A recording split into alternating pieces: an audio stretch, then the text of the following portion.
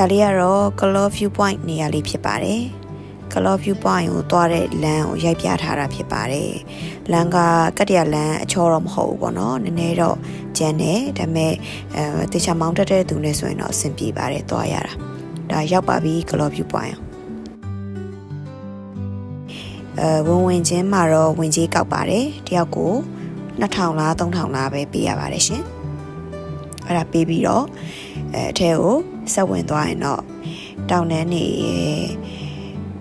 အရန်လှတဲ့ရှုခင်းကိုမြင်ရမှာဖြစ်ပါတယ်